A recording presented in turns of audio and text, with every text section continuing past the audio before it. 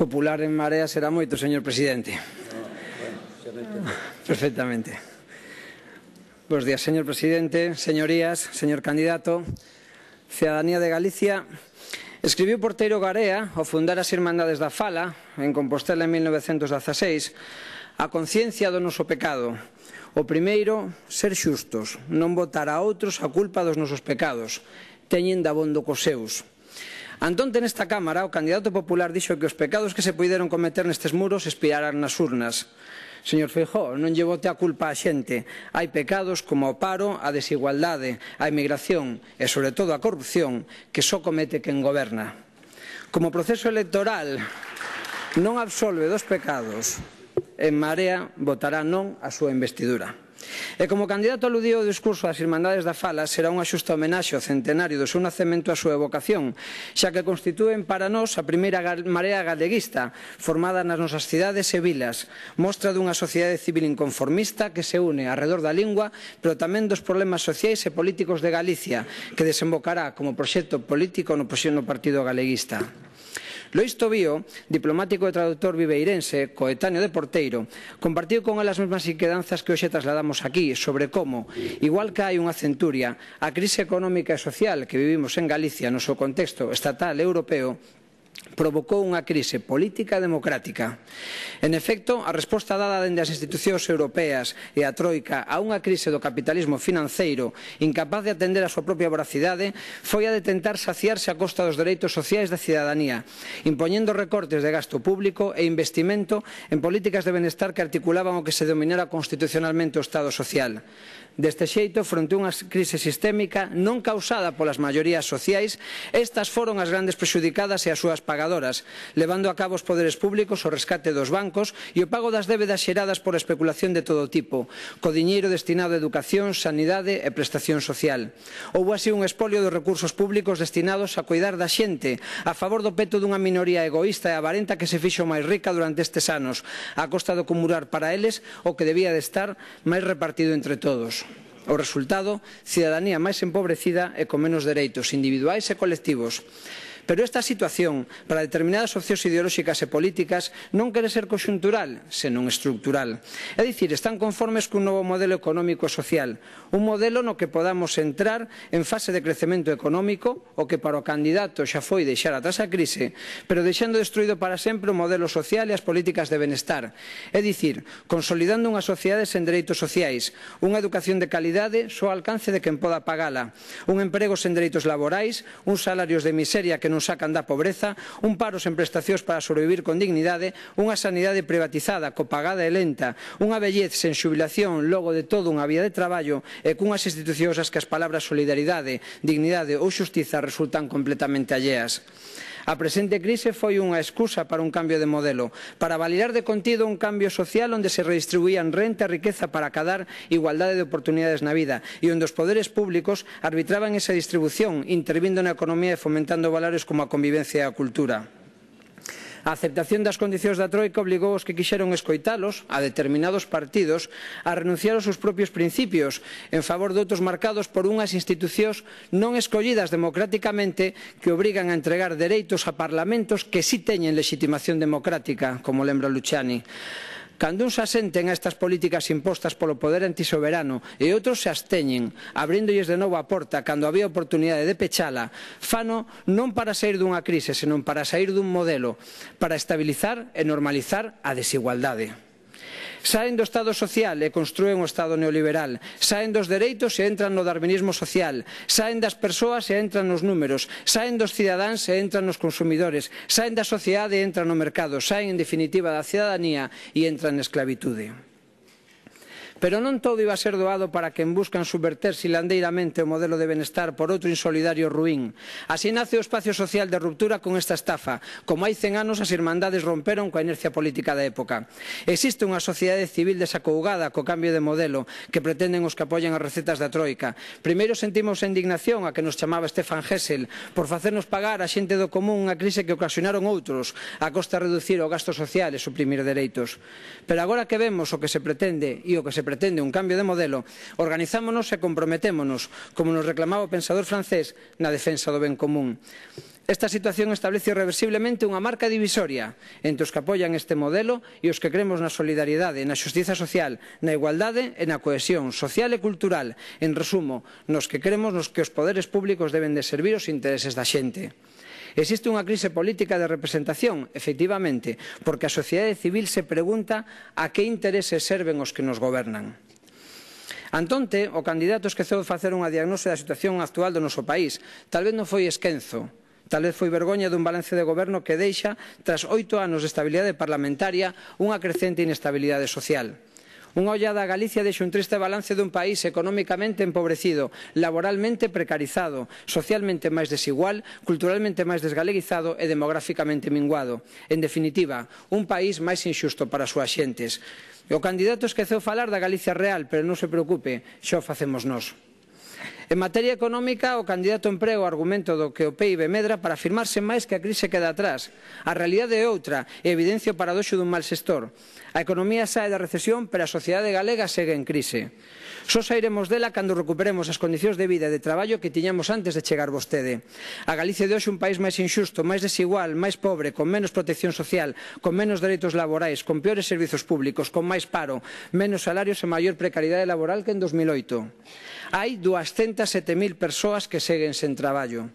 4 de cada 10 asalariados cobran menos de 1.000 euros ao mes. A metade da poboación asalariada é precaria. 1 de cada 4 galegos e galegas están en risco de pobreza ou de exclusión social.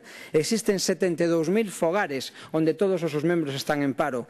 Temos as segundas pensións máis baixas do Estado. O PIB xa está en niveis de 2007 e, sen embargo, hai 110.000 asalariados menos. A mesma riqueza, pero moito menos emprego e, ademais, de peor calidade. Os traballadores cobran menos, mentres os beneficios empresariais medran máis. Tampouco se aproveita ese crecemento para incrementar os gastos públicos nin pola vía da actividade económica nin pola progresividade impositiva. O seu sistema fiscal xera un reparto inxusto da riqueza porque a redución de impostos para todos beneficia sobre todo os que máis teñen. Somos máis pobres. O PIB por habitante non deixa de caer. En 2009 era do 88% da media de España e hoxe é do 87%. Menos actividade, polo tanto, menos emprego e máis paro. Hoxe 98.000 ocupados menos que en 2009. O máis preocupante é a análise da diferencia ca media española, porque Galicia é a comunidade coa peor evolución do emprego de todo o Estado. A destrución de emprego multiplica casi 3 veces a media estatal. En este contexto, a medida estrela do candidato en materia de emprego é crear ata 2020 80.000 empregos. Eses son menos dos que se destruíron desde que vostede chegou. E aínda supoñendo que o consiga 3 legislaturas para volver a 2009.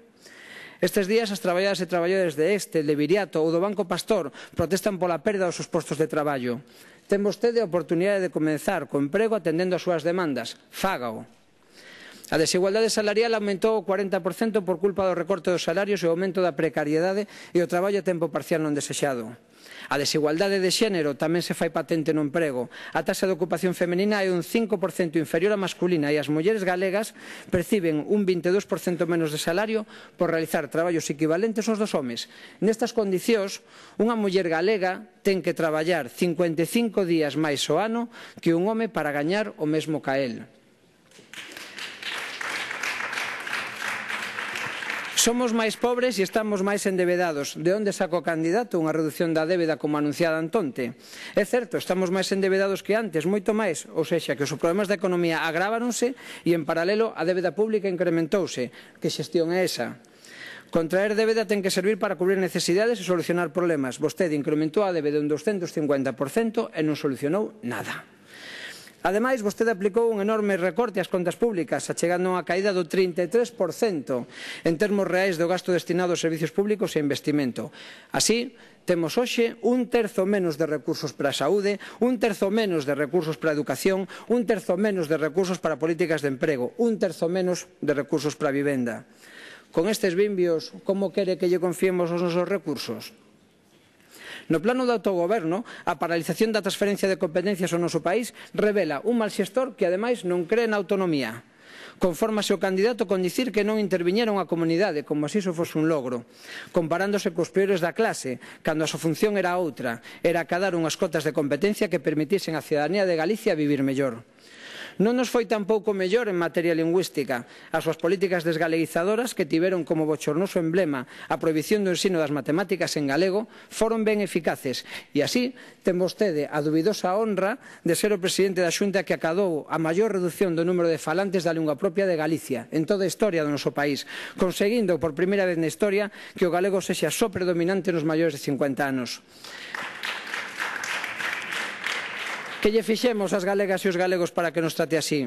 Xa as Irmandades da Fala, esas da que vostede falou, articularon a sociedade civil para defender a lingua fronte aos políticos como a vostede, que a pretendían reducir a unha expresión folclórica, como denunciara Manuel Antonio no seu célebre manifesto Máis alá. Como lle imos manifestar e como lle imos confiar o candidato a nosa lingua?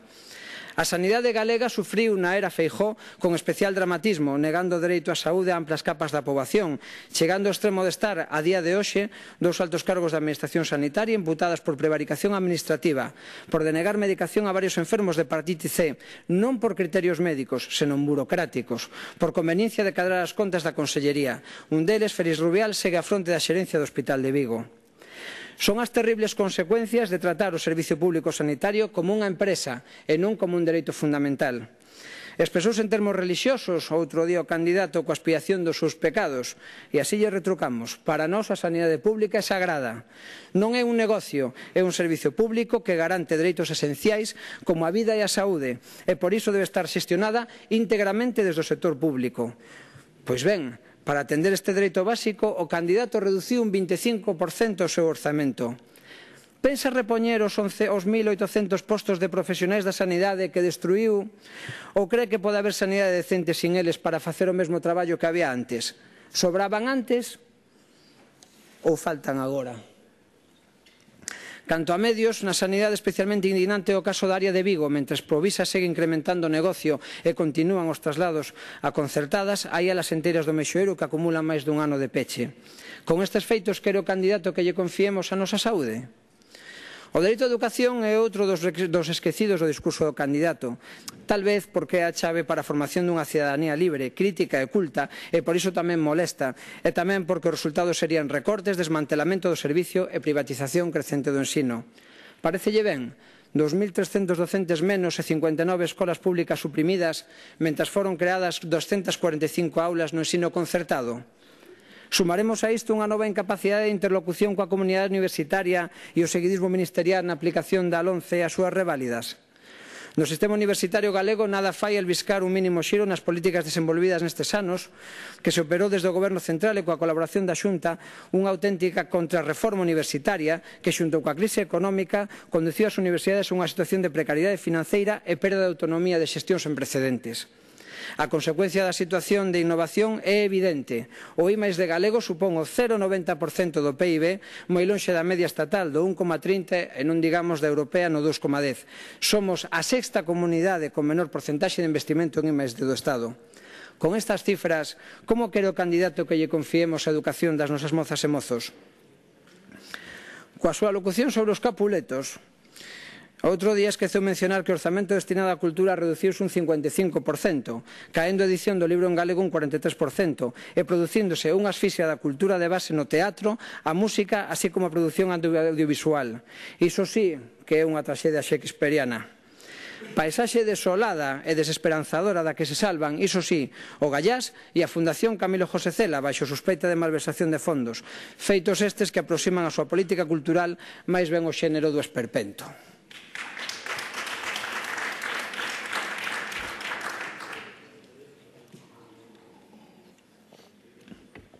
Falou o candidato de enerxía tamén. Como pode prometer un horizonte de enerxías renovables cando os seus mandatos foron os da parálise, cando o seu concurso eólico non se instalou nin un solo megavatio ou cando non levantou a voz contra a contrarreforma enerxética do exministro Soria que prexudicaba gravemente o desenvolvemento das renovables? E no rural, cal foi a evolución do rural desde que goberna? Envellecemento, abandono e perda de servizos. O sector agrogandeiro e forestal perdeu 1 de cada 3 empregos dende que vostede goberna. Os datos do INE de decembro de 2013 dicíanos que só 4,68 dos titulares de explotacións agrarias teñen menos de 40 anos e case o 60% 60 anos ou máis. A cidadanía de Galicia, as súas maiorías sociais, perderon con todos estes anos calidade de vida, dereitos, expectativas laborais e persoais. Minguamos como comunidade humana. Esta é a Galicia real da que o candidato non falou antonte.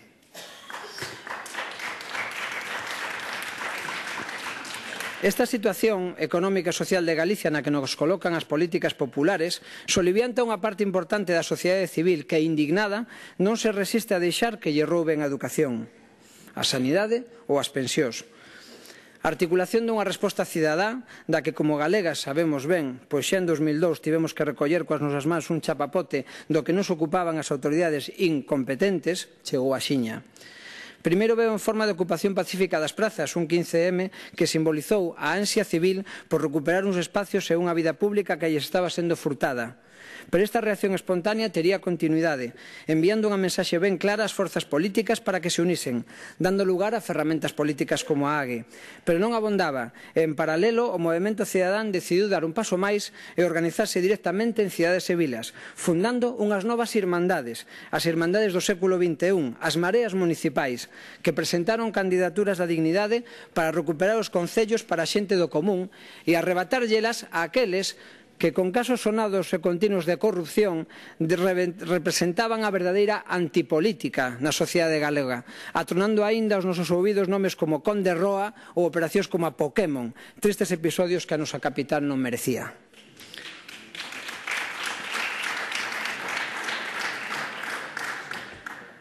Así foi, como por toda Galicia, máis de 70 candidaturas de mareas municipais, que hoxe suman máis dun 100, levaron de novo a dignidade á política dos concellos, pensando no interese do ben común e da cidadanía.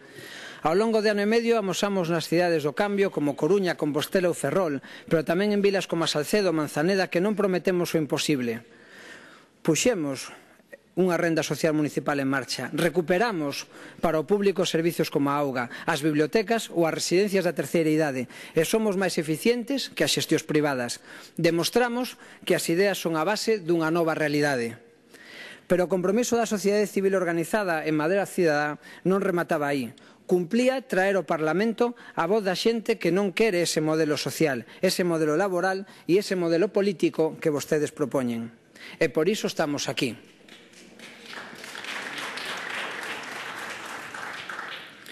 En este proxecto colle aínda moita máis xente porque aínda está botando a andar. É normal que estean preocupados. No contexto dunha sociedade civil galega emerxente, crecente pero recentemente organizada arredor da Marea, tiveron lugar as eleccións do 25 de setembro, que deixaron un resultado electoral no que o 47,5% optou polo Partido Popular e outros 52,5% non o fixo. Un diferencial, desde logo, que non abonda para arrogarse a condición de representante único do país proposto polo candidato, máis aínda se temos en conta que a abstención foi superior aos votos obtidos incluso pola forza parlamentaria maioritaria. Isto, desde logo, non é negar o resultado electoral, senón clarificalo. Teñen vostedes legitimidade electoral para gobernar, por suposto, pero o país é máis plural que a pretendida equiparación entre a súa persoa e Galicia, como fixo aquí antonte como se fose o mismísimo Rei Sol. Existe outro país que non se sente representado nesa noción de totalidade que o candidato presente, nin que o candidato pretende, nin no relativo á súa concepción regionalista de Galicia, nin ao seu modelo neoliberal e insolidario de sociedade. Neste espazo de inconformismo, a cidadanía de Galicia sitúa en Marea como primeira forza política parlamentaria co 20% dos sufraxios, en posición de alternativa electoral e, sobre todo, no que nos importa, de alternativa social. A súa maioría electoral non é un cheque en branco, nin tampouco unha tarxeta black. E antonte deu o candidato en pensar que ese era o mandato cidadán cando dixo que as eleccións espiaban os pecados cometidos nestes muros. Non. Terá vostede maioría, pero o rastro do seu pecado segue aí.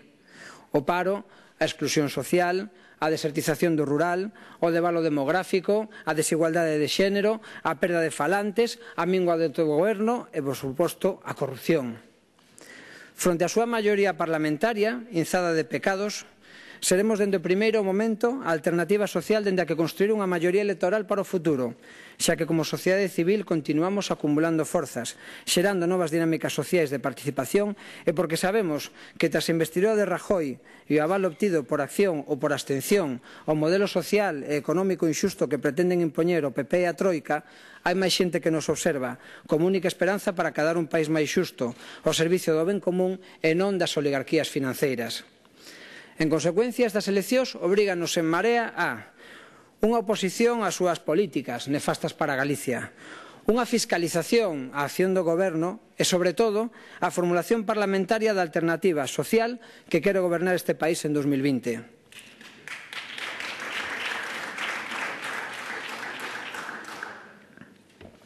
Que sentido ten, podría alguén preguntarse, que Marea se opone ao candidato e formule xa unha alternativa dende o principio? Pois a razón é ben clara. As democracias contemporáneas dende a Segunda Guerra Mundial son máis que reglas de maiorías e minorías. Son democracias de principios, son democracias de valores, son democracias de dereitos. A sociedade confíalle unha forza política, un poder para que faga algo. A legitimidade do poder reside en que se utilice en favor do ben común, non en contra, como recorda Haberle cos dereitos fundamentais. Teñen, efectivamente, o poder para garantir liberdades e asegurar dereitos.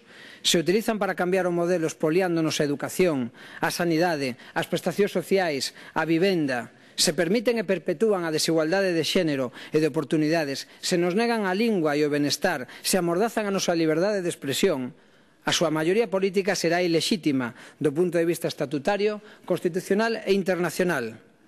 Poden escoller a forma na que cumpren esas tarefas. O que non poden escoller é non cumplilas. Ese é un uso ilexítimo do poder. E nós estaremos aquí e na rúa dende o primeiro día para denunciar este incumplimento e para formular unha alternativa que sí se orienta a acadar para a xente do común unhas condicións de vida dignas.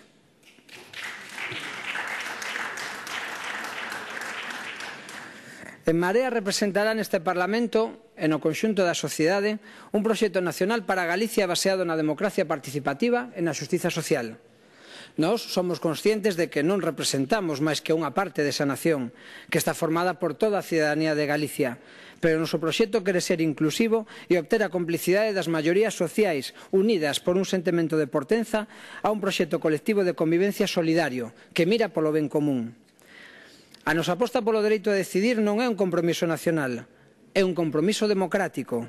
Por iso pulamos porque o Estado recoñeza o seu carácter plurinacional e respecte o dereito a cada pobo a opinar sobre a súa forma de organizarse políticamente, como evolución natural do recoñecemento que xa no 78 se facía da existencia de nacionalidades históricas como a nosa, que, como sabe, debemos a aprobación do Estatuto de Autonomía do 36, impulsado polo Partido Galeguista e un Castelao, invocado tamén outro día polo candidato, que fixo valer, ata o final, o carácter nacional de Galicia.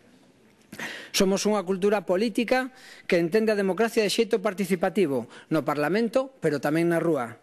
Cremos nunha democracia con liberdades e con dereitos. Exiximos que as institucións democráticas recuperen o control sobre as decisións económicas e que o FMI, que o Banco Mundial e que o Banco Central Europeo, que nós non escollemos, non nos marquen nin a política económica nin a política social. Queremos decidila nós. Queremos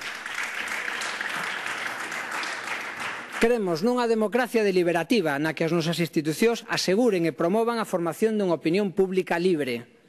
E en relación a estes principios, En Marea formula aquí as súas liñas políticas nas que baseará a súa acción parlamentaria e de transformación social e sobre as cales procurará a concertación de outros grupos da Cámara. Comezando polo autogoberno. Compre desenvolver integramente o Estatuto de Autonomía e reanudar o proceso de transferencias paralizadas durante os mandatos anteriores. Así, ademais de presionar para poñer definitivamente a AP9 ao servicio da xente, desa xente que é expoliada diariamente polo seu uso, serán prioridades para nós as competencias en tránsito e seguridade viaria, as de seguridade marítima, a inspección de traballo ou os trens de cercanías, todas elas orientadas á defensa dos nosos sectores estratéxicos e á vertebración do noso territorio. Fronte ás vaguedades de onte ou antonte feitas por vostede en relación ao financiamento, nós pensamos que o financiamento autonómico debe estar asentado nos principios de autonomía financeira, responsabilidade, solidaridade territorial e soberanía fiscal. O control dos recursos xerados endóxenamente é clave para promover un modelo de desenvolvemento no medio e no longo prazo. Tan revolucionarios principios foron xa defendidos hai máis de 80 anos por outro fillo do galeguismo histórico, Alexandre Bóveda, defensa que o economista pagou co martirio. Hoxe, por certo, a súa neta defende coa mesma dignidade o ideario do seu avó desde as filas de Marea. O financiamento local, do que hai unha posición unánime desta Cámara, precisa execución dese acordo para rematar tamén coa discriminación a que están sometidos os concellos galegos.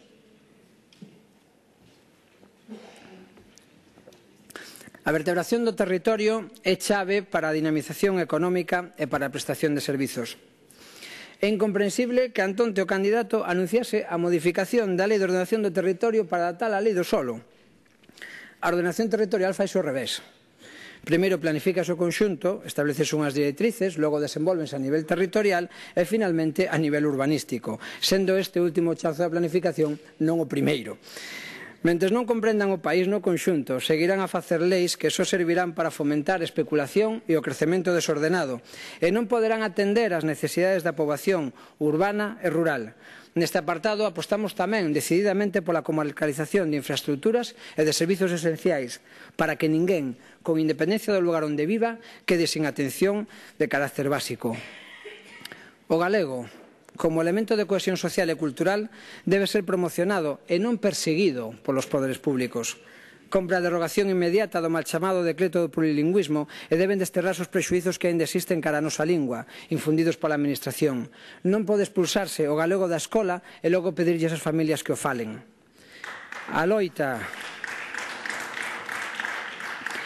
loita contra a corrupción debe traducirse en medidas efectivas de transparencia e rexeneración democrática. Queremos unha lei galega de lobbies para que todas e todos saibamos quen tenta presionar o Executivo na elaboración das leis e das políticas públicas, o que logo explicaría moi ben que fan exministros e exconselleiros sentados nos consellos de administracións de coñecidas empresas que operan en Galicia con alta incidencia contaminante, por certo. Igualmente, en materia de xustiza, compre a disposición de máis medios materiais e humanos que faciliten a investigación de delitos relacionados coa corrupción. E en clave de transparencia, non estaría de máis saber a verdade sobre a fusión e o espolio das caixas de aforros, porque igual que no caso do accidente de Angrois, temos dereito a ela, temos dereito á verdade.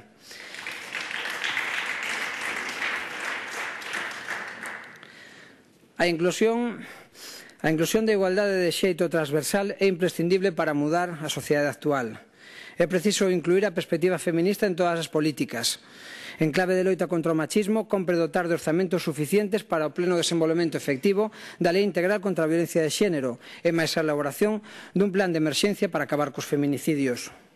En clave de igualdade de oportunidades, o Goberno debe de implantar decididamente a Lei sobre titularidade compartida das explotacións agrarias, levar a cabo políticas activas de emprego feminino e rematar co desplazamento das tarefas de cuidados cara ao ámbito privado e familiar, do que principalmente se ocupan só as mulleres. A igualdade tamén supón ampliación de dereitos civís a toda a poboación. Por iso, instamos ao futuro Goberno a que traballe nunha lei integral de identidade de xénero de xeito acordado coas asociacións LGTBI de Galicia. O exercicio da dignidade cidadá comeza por unhas condicións vitais mínimas. Por iso, reclamamos tamén como acción inmediata transversal a aprobación dun decreto de garantías sociais que asegure o realoxo en caso de desafiuzamento, calquera que sexa a súa causa, bancaria ou arrendaticia, que palíe os casos de pobreza material severa e que evite a pobreza enerxética. O benestar persoal pasa por unha aposta sociosanitaria que tampouco estivo presente no discurso do candidato. Compre, neste sentido, desenvolver o Plan de Estrategia de Inclusión Social de Galicia 2014-2020 e facilitar económicamente os concellos para que deseñen e implanten programas e servizos máis humanos e normalizados en materia de asistencia social.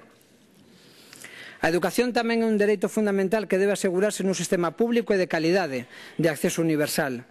Compre paralizar a aplicación da LOMCE e frear as súas reválidas.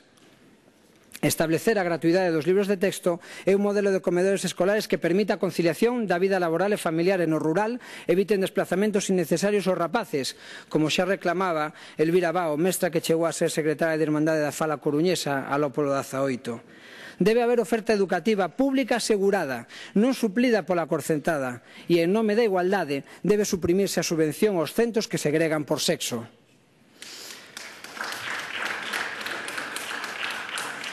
A cultura tamén é esencial no desenvolvemento dunha sociedade avanzada. Por iso débese recuperar a porcentaxe de orzamento a este fin existente en niveis de 2008, que era 1,23%, redistribuindo os recursos en base a criterios obxectivos que non vulneren os dereitos sociais e culturais e que poidan ser avaliados de forma externa.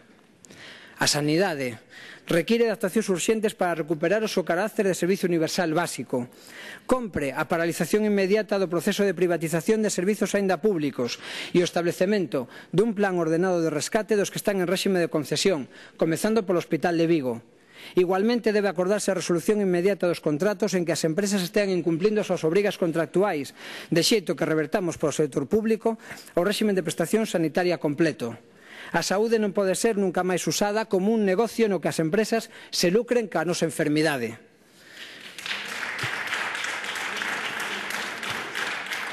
Débese postular a eliminación do repago farmacéutico para pensionistas, así como a exclusión sanitaria de calquera colectivo social. A colaboración coa sanidade privada non pode conlevar o desmantelamento do sistema público, como acontece agora, renunciando a constituir ou a construir centros como os do IO ou a dotar servicios como a hemodinámica 24 horas no ULA.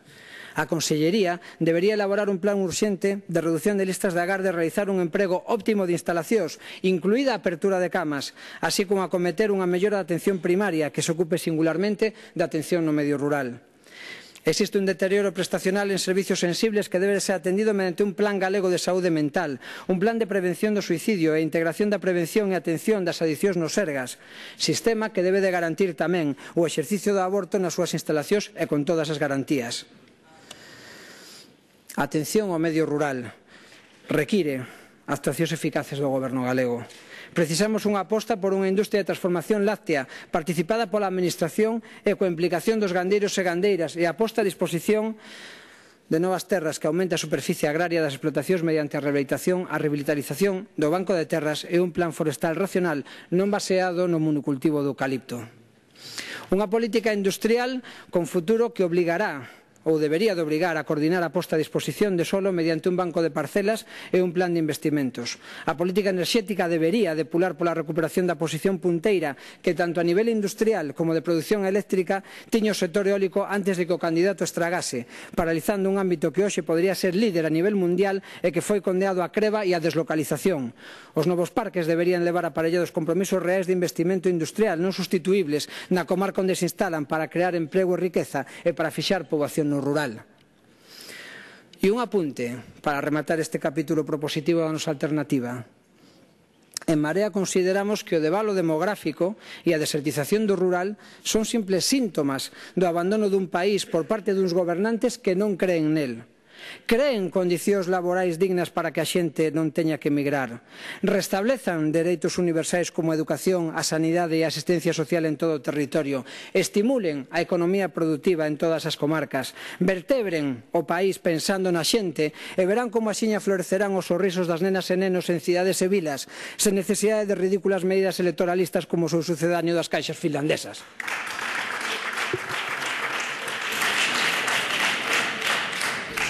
Vaya rematando, por favor. Remata. Préstame únicamente, señor presidente, explicar como levar a cabo en Marea o seu programa nun contexto de maioría popular e ben doado no Parlamento e na rúa. Para a nosa democracia é todo o que pasa na sociedade, non só no Parlamento. O candidato rexeitaba antonte as manifestacións de conflito e descontento porque prefire un país sumiso e silencioso. Cae na tentación denunciada por Bobbio de reprimir as necesidades sociais en vez de satisfacelas. Por iso aproban leis mordaza e manipulan medios de comunicación públicos, para crear unha apariencia de consenso social que non existe, porque saben que cando o descontento se espalla e a verdade se coñece, o seu poder se tambalea. O Parlamento non é a única manifestación de democracia, é sabio.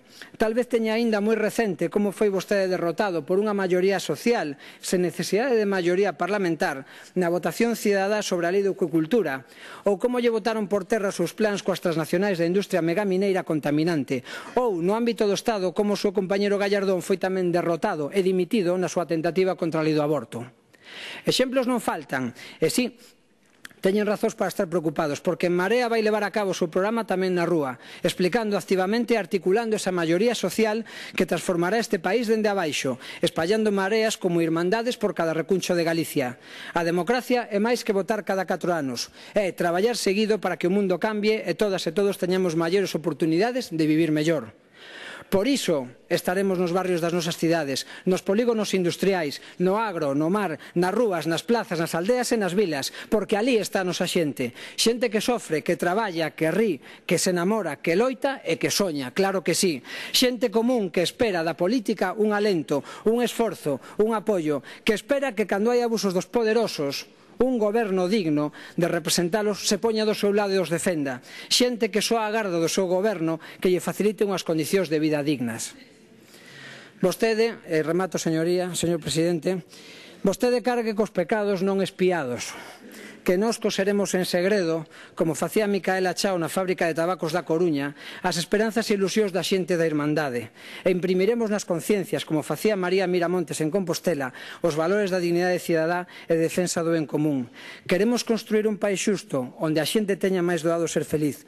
Tentarémolo no Parlamento e construirémolo, dende logo, fora, porque ali é onde vive a nosa xente. Moitas gracias.